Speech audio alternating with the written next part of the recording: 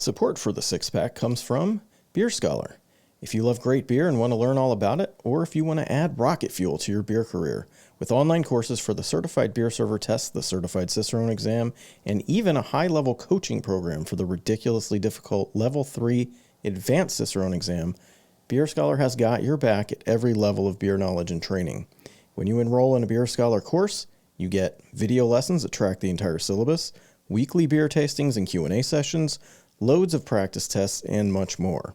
Don't waste time trying to figure out where to begin with this mountain of information. Don't risk studying the wrong stuff. Make it easy on yourself by letting Beer Scholar be your guide. Go to thebeerscholar.com to enroll in an online course today.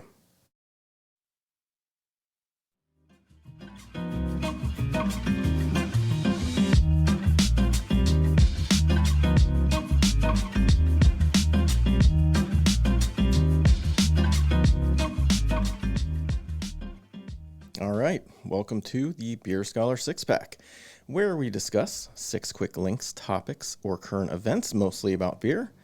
This week we'll be breaking the Belgian Golden Strong Ale style down. We will discuss what to do if you can't find classic versions of certain beer styles in your region, which can be an issue if you're trying to learn these things for an exam or whatever. We will talk about briefly the recently released winners of the North American Guild of Beer Writer Awards, among many other things. But first, the news. Ball Corporation, the world's largest manufacturer of aluminum cans used for packaging beer, announced a 10% drop in volume in North and Central America, in large part due to the dramatic decline in Bud Light sales. Bud Light sales are down 12% for the year following the conservative transphobic boycott surrounding influencer Dylan Mulvaney. Beer sales in general continue to be soft in the U.S., so that's obviously a contributing factor. Ball's third quarter sales dropped by nearly 10% to just $3.57 billion. You know, I had to throw this one in the mix because although the can business is obviously huge, I guess it had never occurred to me that in a single quarter, one company that makes aluminum cans, Ball, would do $3.57 billion in sales in a single quarter, down 10%. So it would normally be like $4 billion, quarterly. I mean, that is bananas. And it's also amazing to me that Bud Light sales being down by like 12% would lead to this huge drop. Anyway, I just thought that was interesting. It's kind of trivia, but whatever. All right. Next up. The 50,000 square foot Oscar Blues Brewery location in Austin, Texas has closed. It is the 5th brewery to close in Austin in the last 2 years. The company, Oscar Blues, is based in Longmont, Colorado, and still has a second location in Brevard, North Carolina. Just an interesting data point. I think being a regional brewery these days, absolutely brutal. You're definitely seeing a little bit of a retreat. I think drinkers have also been a little more focused on their local breweries in the post-COVID world, it seems to me. But yeah, it's just a tough time to be a regional brewery. So, I don't think the beer scene in Austin is suffering in any great way right now, but that is big news there. All right, next up. Brooklyn's Other Half Brewing has announced plans to create a craft beer destination inside Chicago's historic Ramova Theater, if I'm saying that right, in the Bridgeport neighborhood. Other Half representatives say they hold a deep respect for Chicago's brewing community and don't want to barge in and impede local talent. However, because they have breweries in Philadelphia and D.C. already, in addition to their original New York City location, the Ramona Theater folks figured that Other Half had the cash and the experience to pull off this big project. That's pretty exciting. If I was a craft beer fan in Chicago, I'd be really stoked. If I was a craft beer producer in Chicago, I would be a little concerned. Pretty big news, though. That's many millions of dollars for that project for sure, tens of millions. All right, next up. Here at Beer Scholar HQ, we've had a pretty big month. We filled the second cohort of our still quite new Advanced Cicerone Coaching Program. That is the first training program or study material on the market for the AC level of the Cicerone program. So just like with the CBS and CC levels, Beer Scholar is the first to market with a solution for folks who want to crush the AC, but are kind of like sitting there looking at the syllabus, thinking like, there's a mountain of stuff. Where do I start? For the CBS and CC level programs, I've begun hosting a live weekly beer style tasting rather than just the Q&A sessions I was doing. So this was like a new thing I announced for those programs. I've only been doing them for a couple months. They were just these like live weekly Q&A sessions for both the CBS and the CC levels. At the suggestion of some of my students, I started doing like actual beer tastings where we schedule ahead of time what the beer is going to be.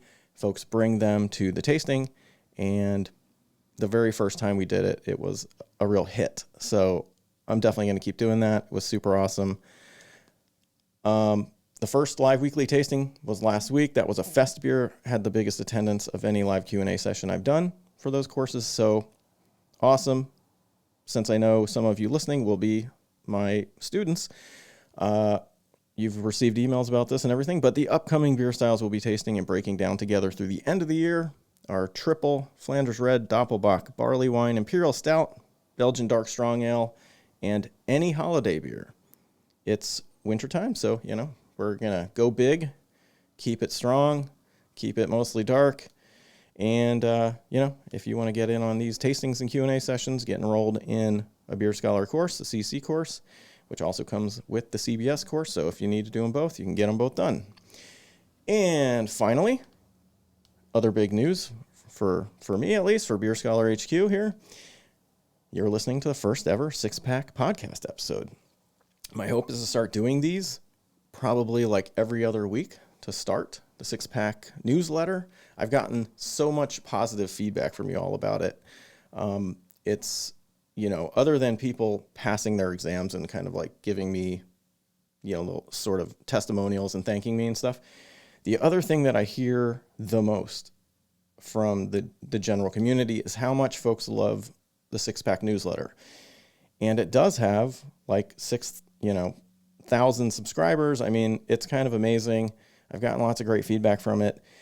I will say this though, it's very time consuming to create it. And I do think that a podcast version of it will provide more kind of like value. It'll create more community. It'll reach a broader audience. So I'm really excited about this project. I think it could be really amazing. And, I love being in touch with you all.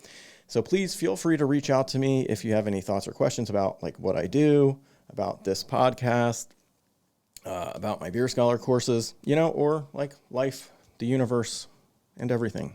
I've got all the answers, so just hit me up anytime. All right, let's talk about this week's 6-pack topics.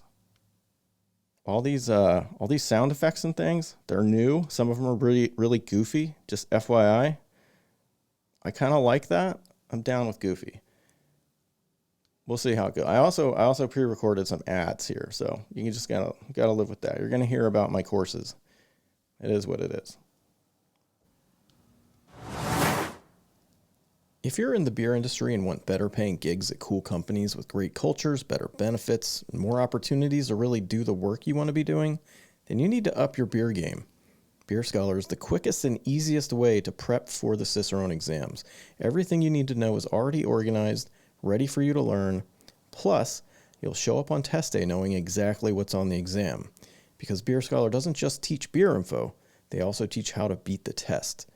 Add rocket fuel to your beer career by going to thebeerscholar.com and enrolling in an online course today. All right, first up is this week's Office Hours segment. You've got mail. You've got mail. You've got mail. All right, this is where I take a question I've been asked by one of my listeners or Beer Scholar students and get you an answer. This is one I get asked all the time, and in this case, Dimitri T. from Austin, Texas, wrote in, Hi, Chris. I'm enjoying your course and getting ready for my certified Cicerone exam. I have a question about commercial examples of beer styles I'm learning about.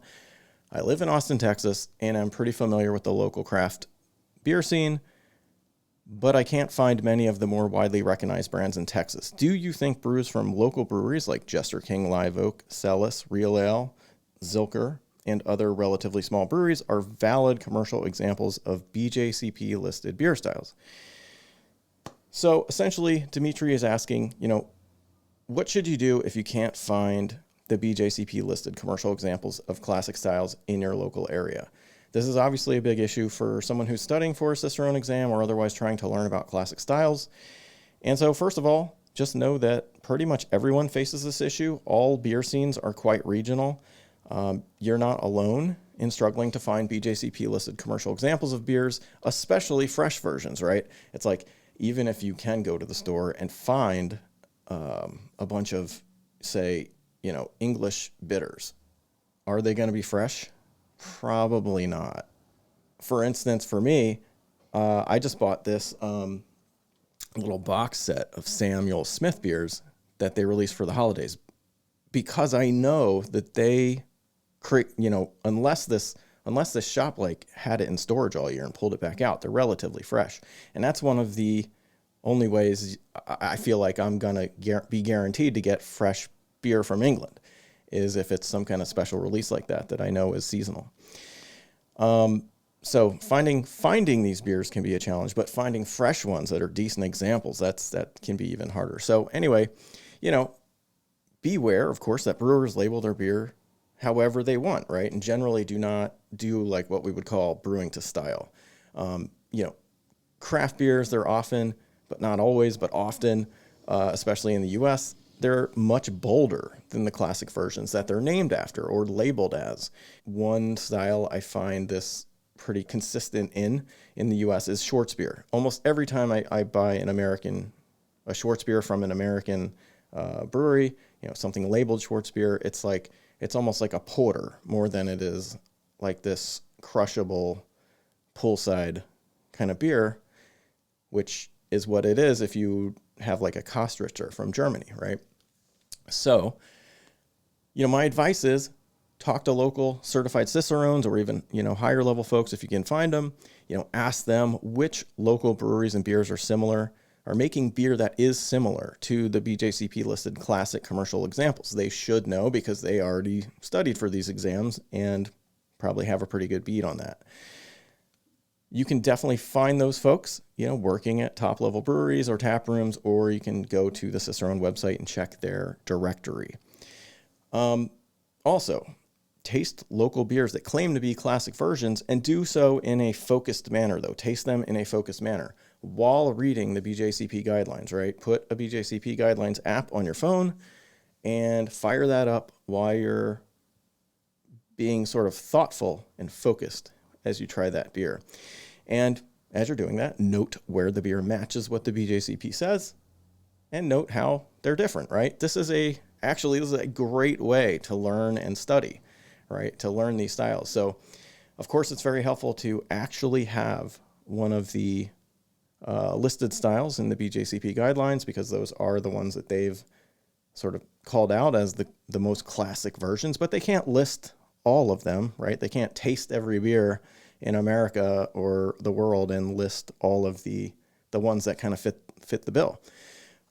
You kind of have to figure that out for yourself in a lot of cases. So I did write a longer blog post about this on thebeerscholar.com, the blog on there. If you want to dig a little deeper, go ahead. I will stick the link in the show notes. All right, next up. Last month, I helped judge the North American Guild of Beer Writers Awards for the 5th or 6th year in a row, and the winners were released a couple weeks ago. The quality of writing and reportage happening in the beer space is honestly truly amazing. The winning articles and other content types, right, that they're not just awarding writers. It's all worth your attention. All of that content is worth your attention. So if you're looking for some beer reading or some new beer podcasts or whatever, there's just a ton of great content on the list of winners for you to check out. The winner of the best food and beer writing was Lana Svitsikova, hopefully saying that like relatively correctly. And the title of that article is Sour Salty Umami, the Ukrainian Brewers Transforming Pickling Traditions into Beer. And that's a Good Beer Hunting piece. Good Beer Hunting, of course, just, somewhat dominant in these awards, it turns out, year after year, to no one's great surprise. They do amazing work. But, this was just a really cool article that jumped out at me. I obviously can't discuss too many of these articles just for the sake of time and brevity here, but I wanted to just mention this one so you get an idea of what kind of cool stuff are winning these awards. So this one, it's all about beers made with the flavors of pickles in Ukraine, and it is super interesting. So these are essentially Goza as a base beer, right, which is a lightly tart German ale made with a touch of salt. So it's kind of the perfect base style to work with to make pickle-themed beers. And Lana Svitsikova, I'm doubling down. She discusses a couple different versions. One is a tomato, garlic, and dill version. Actually, there's a few of those. One was like Sangrita themed. One's gazpacho themed. These sound pretty delicious to me. I mean, basically, this is going to be similar to like a michelada, right? I'm guessing. She found a cucumber version, which would, in this crazy kind of beer, would be like the normal-ish kind, I suppose, right? Because it's sort of normally what we think of as pickles.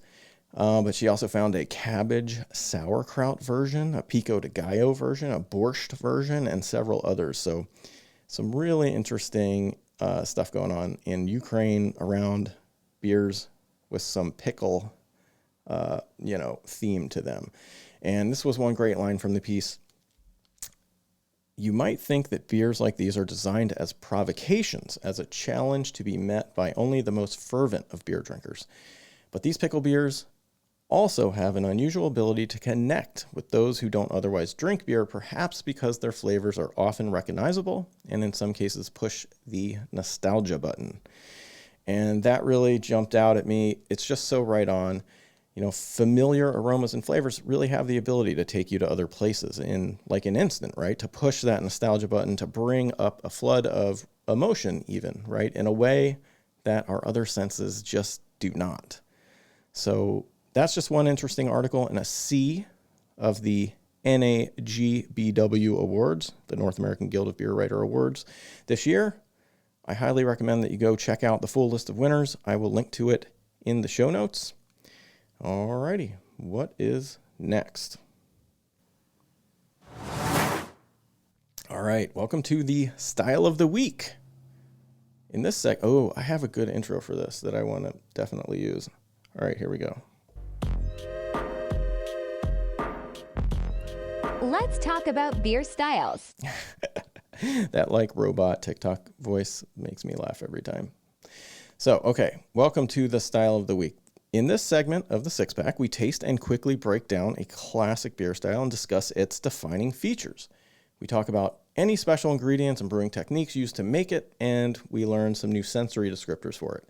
This week, we're sipping Duvel, which is the genre-defining commercial example of a Belgian Golden Strong Ale, or BJCP, as I like to say. And you'll notice if you're actually watching this on like YouTube or something that I'm not drinking a Duvel, and that's because it's like early in the morning on a weekday. But I did have one last night, and I broke this all down.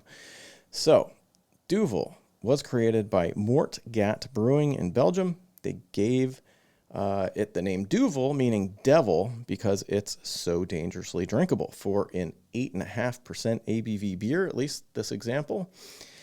And, many of the other BJCPs on the market are also named after the devil, like, or something devil-like, Judas, Lucifer, Russian River Damnation. Those are some of the main ones. Those are the ones the BJCP guidelines list as classic examples, as well as Delirium Tremens. That's another widely available version, not named after a devil or the devil, but still a good name.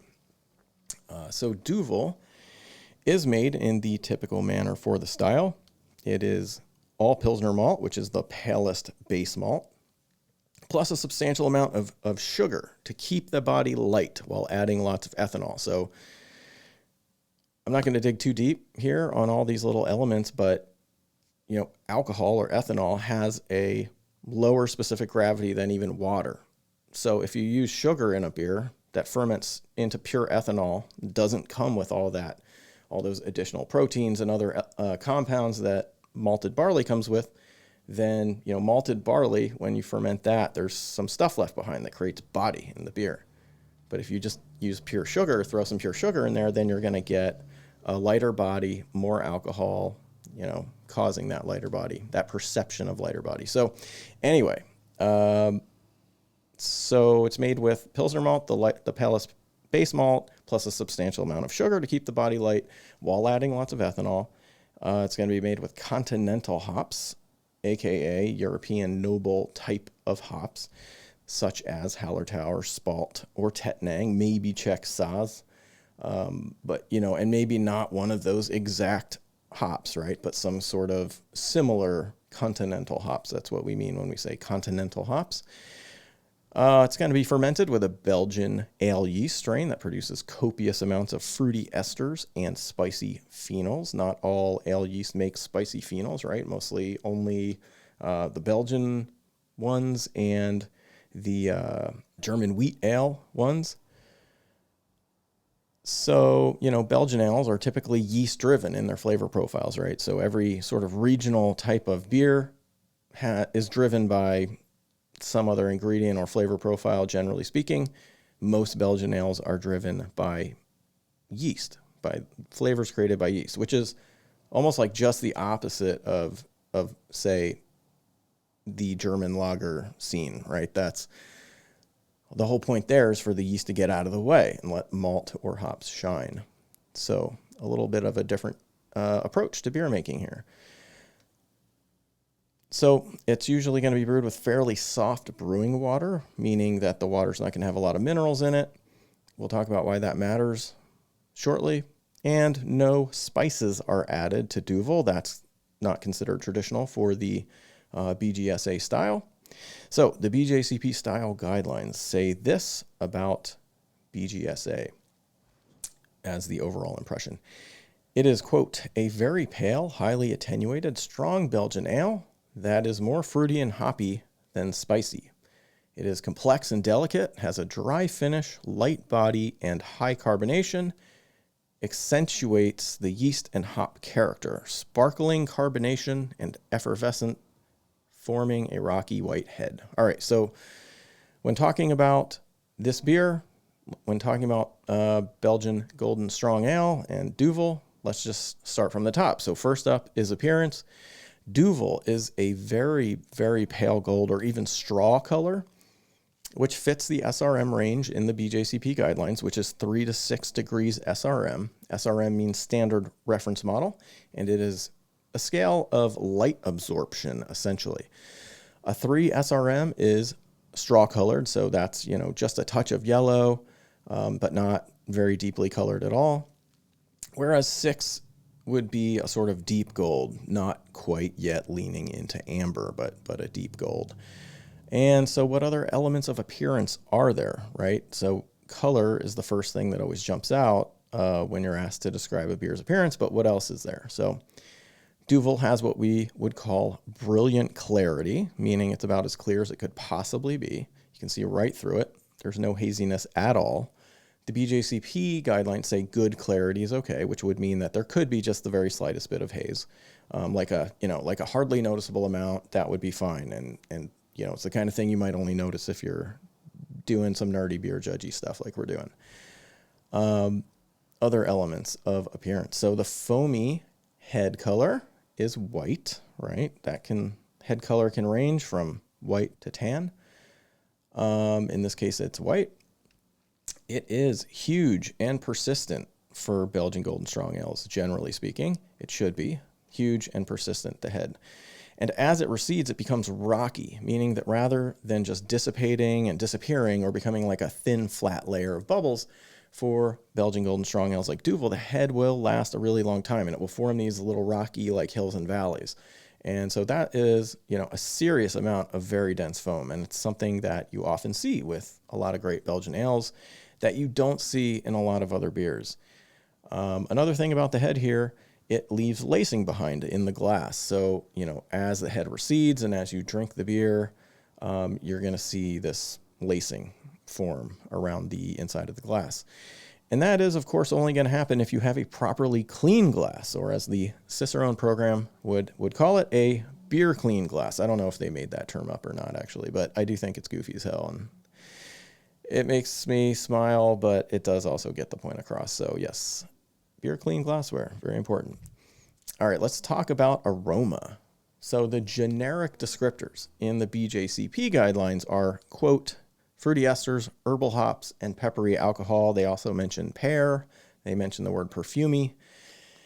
If you want to be at the, that certified Cicerone or higher level of doing sensory description, you can easily learn to do better than that. Those are super generic terms. So here's a quick list of consumer-friendly descriptors that I wrote down for Duvel last night when I was tasting it.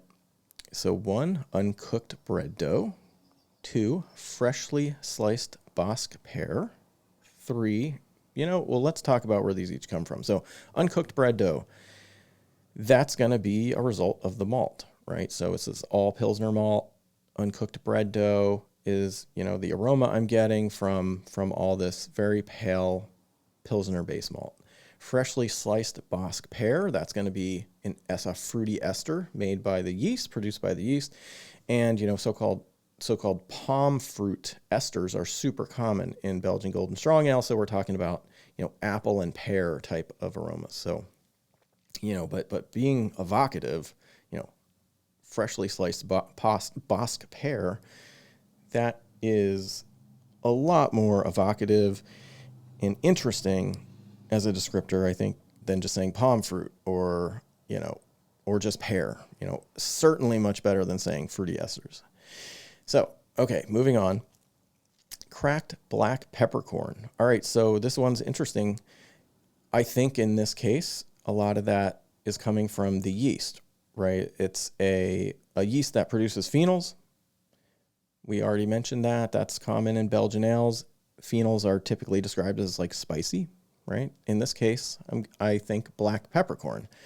However, a lot of those continental noble type hops also make a sort of pepper, black pepper kind of aroma. So I'm going to guess that this is a bit of a combo there, both of those things. The next descriptor I have here is dried jasmine. So I get this a lot from these kind of continental noble hops. They're all different. But this is definitely one common aroma that I get from a lot of those hops. I'm trying to find a way to talk about, floral aromas. And to me, a lot of these noble hop floral aromas tend to lean kind of jasmine-like. But that might be a little different for you. Give it a sniff and see what you get. Next up, I got banana liqueur. So that would be yeast ester as well. If I was doing a technical panel here and writing technical language up, I would say isoamyl acetate, right? That's the compound that is banana-like in beer. Anyway, banana liqueur. And then I wrote down apricot-infused vodka. I was definitely getting some kind of stone fruit, apricot, peach, that kind of thing. And by saying infused vodka, my goal there is to communicate that there's some ethanol. I can smell that there's alcohol in here, but that's hard to describe, right? And that is what the BJCP is trying to get at when they say perfumey.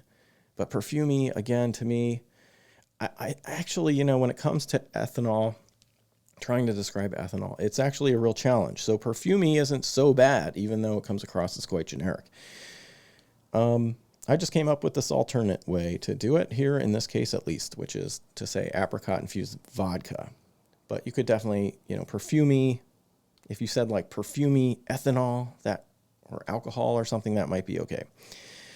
And then I wrote down peach cobbler because I was starting to get like whiffs of more like baked bread and more like as the beer is warming up, a little bit of evolution of that stone fruit character. So anyway, those are the descriptors I got.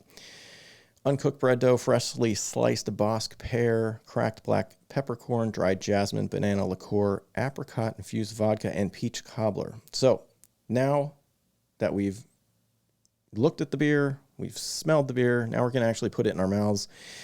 And that brings taste into the mix, right? And remember that taste only covers the 5 basic tastes here. It's really easy to mix up all these technical terms. Flavor is different than taste. I mix these terms up all the time because you just like grew up your whole life saying like, this tastes like whatever. And it's like, you're not saying this tastes sweet. Usually you're saying like, this tastes like, a banana sundae or whatever. Anyway, so in this case, the 5 basic tastes is what we're talking about when we say the word taste. And that is sweet, sour, salty, bitter, and umami. Which of these actually shows up in beer very often? Well, sweet and bitter, right? Most beers are balanced, a balance of sweetness and bitterness. Some beers have some sourness to them. All beers are acidic or, on the pH scale, but that doesn't mean that they're going to have like a striking amount of sour character. As you are undoubtedly aware, there are, a genre of beers that are balanced with sourness, with acidity instead of bitterness. So then you get sweet and sour, but we're not talking about one of those beers today. And umami does make an appearance in some beer, but it is not usually a big part of the flavor profile, and it often results from aging beers.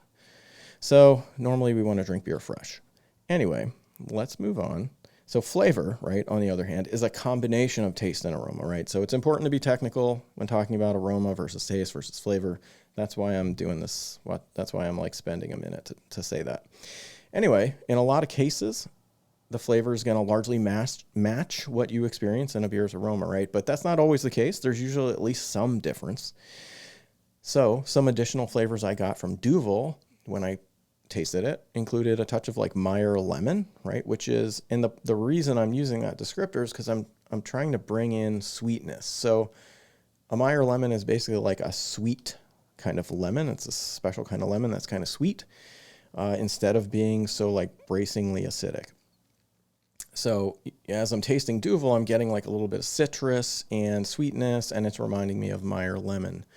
So, but I could get even more specific. I could say, Meyer lemon peel, right? The more specific you can be, the more evocative. You want that person that you're communicating with to like taste this beer as you describe it.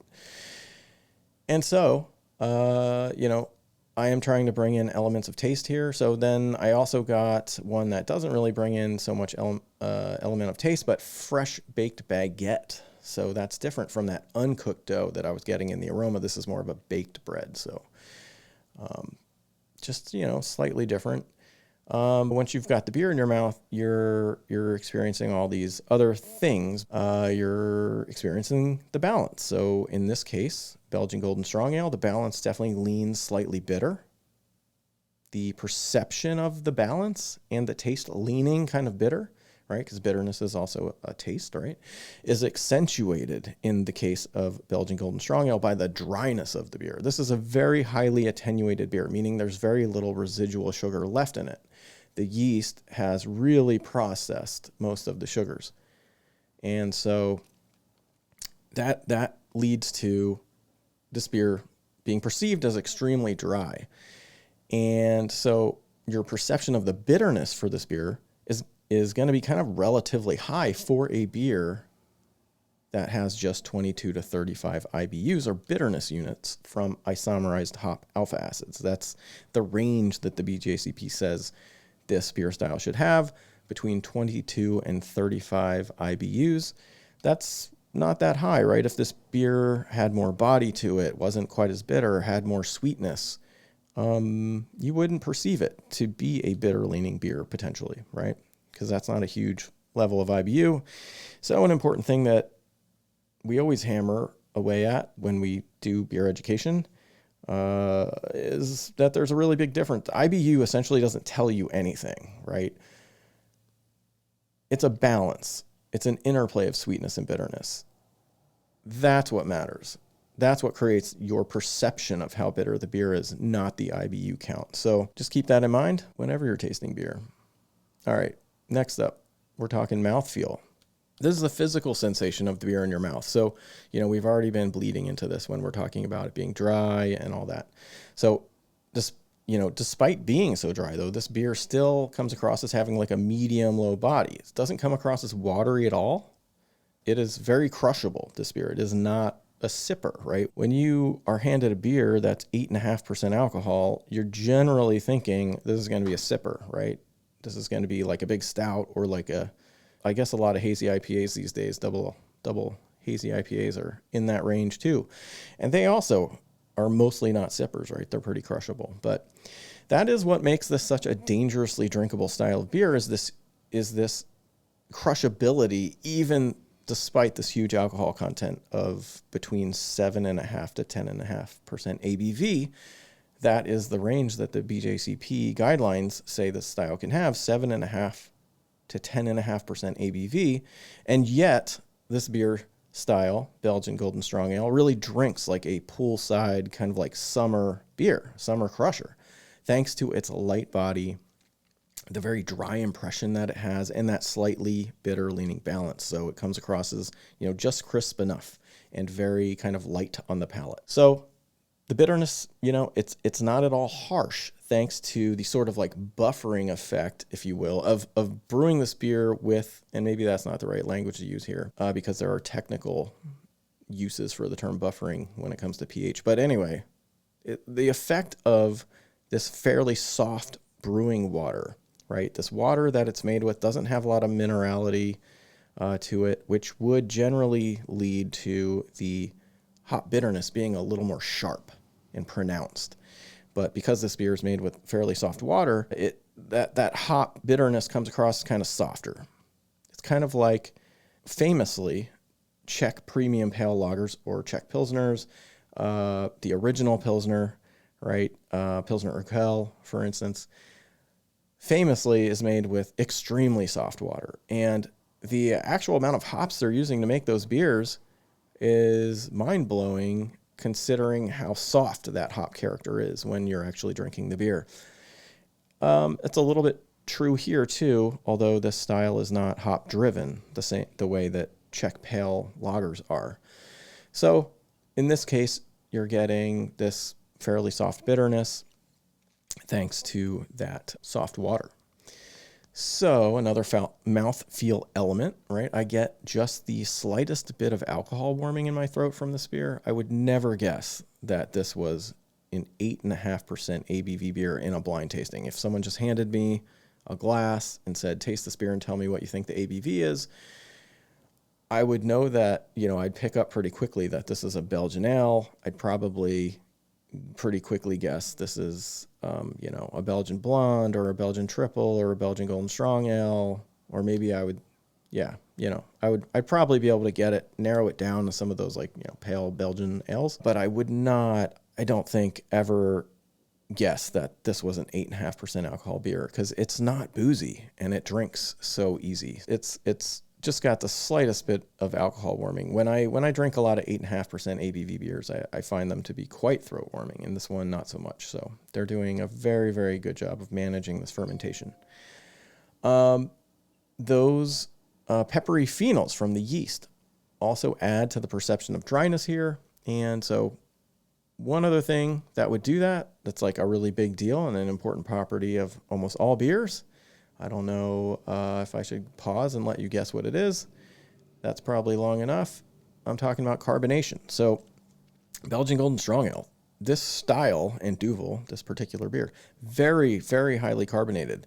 So much so that they don't keg Duvel, because if they just sold a keg of Duvel to your average bar and they tried to hook it up to their draft system, it wouldn't be in balance with the settings of their draft system. It's so highly carbonated and highly pressurized that it just wouldn't be in balance with the settings of a normal draft system without some adjustments. And, honestly, those adjustments are not difficult to do if it's a well set up draft system that has secondary regulators. But, the truth of the matter is most tap rooms don't have a single person on staff who knows how to manage a draft system or even necessarily to clean it. That's another good reason to get your Cicerone certification, so you can learn these like draft system basics. My understanding is Duvel, I'm pretty sure Duvel makes actually a special version, or Mortgat makes a special version of Duvel just for kegging. And I believe it's got a lower ABV and is less carbonated. So anyway, that's pretty much the important stuff for Belgian Golden Strong Ale. Let's do a quick style comparison. Belgian Golden Strong Ale is most similar. If you were going to say what beer is this most similar to, it would be most similar to a Belgian triple. So Belgian triple, think Chimay, the one with the white label, probably the one most of us are familiar with. These are both strong, pale Belgian beers with that Belgian yeast character and that use of a bunch of sugar to keep their bodies light and make them more crushable. So what's the difference? The difference is that Belgian Golden Strong Ale is even more crushable because it's made to be paler in color, lighter in body, crisper in its balance, and drier than the typical triple. So Belgian Golden Strong Ale tends to be a little more hop focused in both flavor and balance, a little crisper, a little higher perceived bitterness.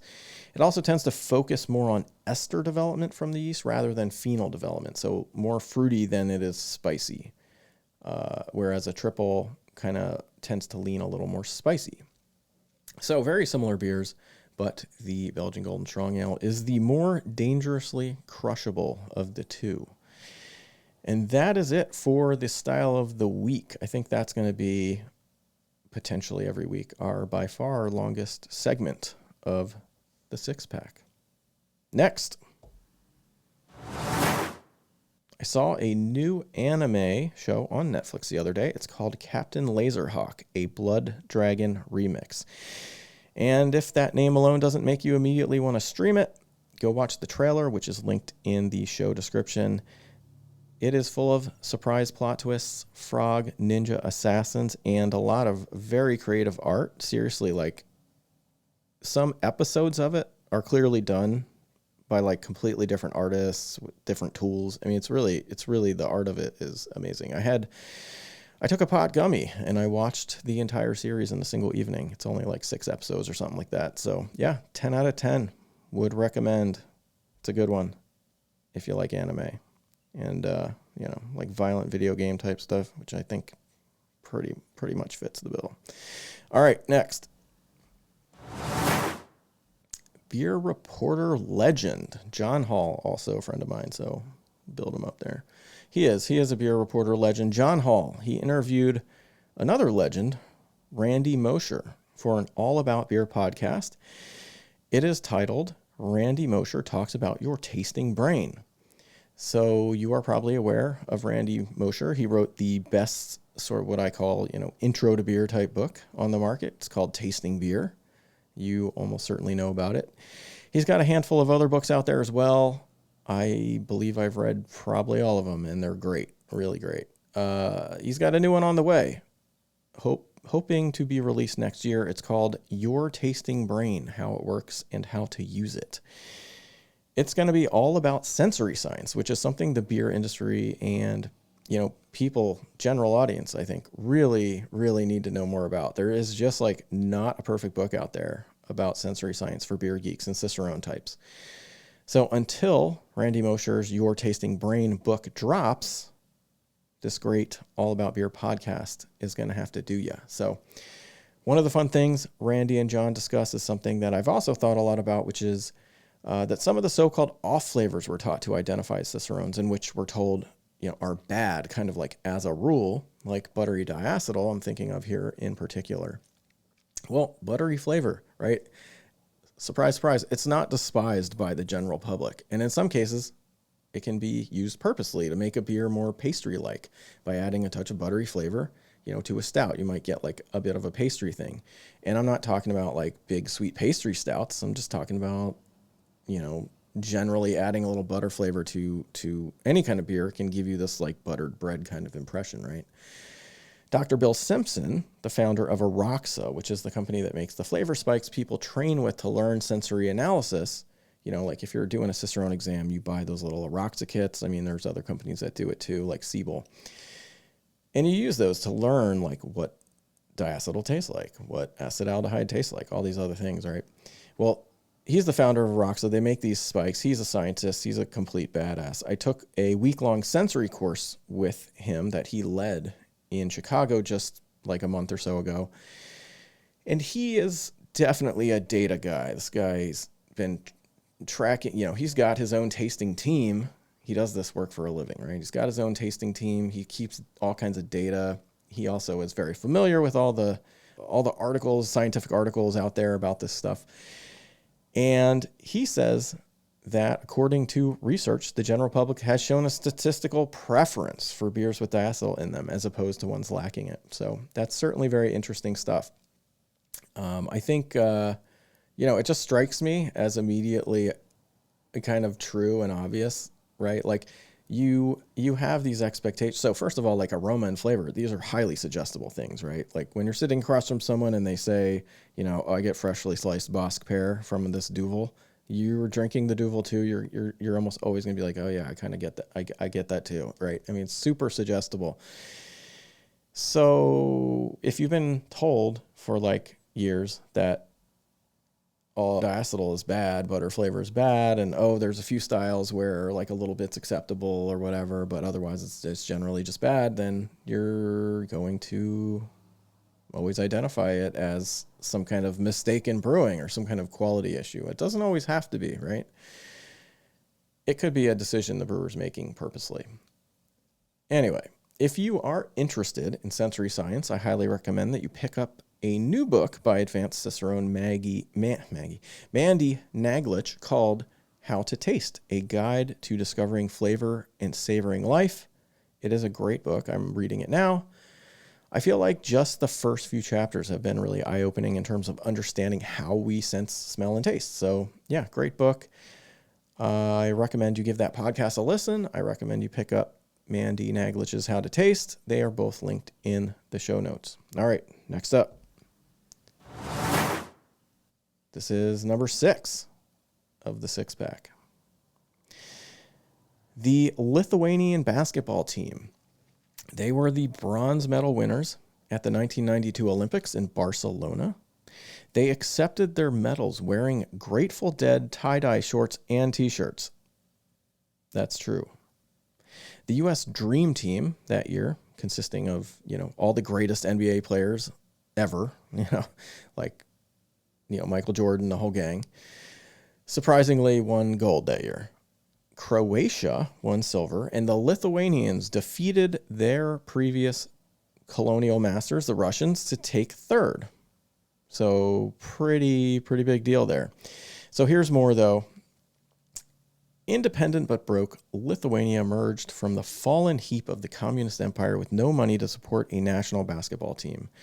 The 1992 Olympics in Barcelona were looming, and players were desperate to make the trip.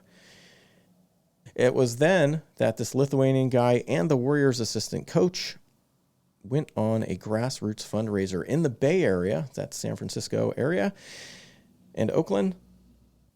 They caught a break when some local sports writer wrote a piece about their plight in the San Francisco Chronicle. That article caught the eyes of the Grateful Dead's public relations manager, who showed it to the band members. And Jerry Garcia, Bob Weir, and the others took immediate sympathy for the cause of the Lithuanian basketball team. They, are all about celebrating freedom. So they cut a big check to help the Lithuanian team go to the Olympics in Barcelona. Let's call it Barcelona. Cut them a large check so they could go to Barcelona, and had their designer send a box of tie-dyed t-shirts in red, yellow, and green, the Lithuanian national colors. And on the shirts was an image of a skeleton dunking a basketball. I think that's just an amazing story from 40 years ago, And somehow, right, Russia still trying to retake their old empire, making lives miserable for millions. That's not really the note I want to end on, but, we mentioned Ukraine, and that story is just an amazing one about the Lithuanian team. You should check out the show notes and follow the link about this piece and see the picture of this basketball team accepting their medal, all wearing tie-dye. It's amazing. Okay, folks, that is season 1, episode 1 of the Beer Scholar 6-Pack Pod. If you enjoyed it, please subscribe and give it a thumbs up, 5 stars, a positive glowing review, whatever floats your boat. It's only going to get better from here, right? This is the first episode. My vision for the 6-Pack is to find a co-host to bounce these headlines back and forth with, someone who will add a little dynamism to the conversation and who can help me find cool content to discuss every week. I would, love to keep doing these fairly quick breakdowns of classic beer styles every week as one of the 6 items covered. Having and discussing beers together, learning new sensory language to describe aroma and flavor. These seem like topics everybody is into. I also want to do an office hour segment as one of the 6 items I discuss every week. So if you have a question for me about pretty much anything, please fire up your phone's voice recorder. Record your question and then just email that audio file to me at chris@thebeerscholar.com. And I will play your question on air and then answer it. I think that would be super fun. So yeah, keep the question kind of tight, but use the voice recorder, the voice memo thing on your phone. It's super easy. All right, folks. Thanks so much for listening. Your support really means the world to me. This is the first Beer Scholar 6-Pack Pod.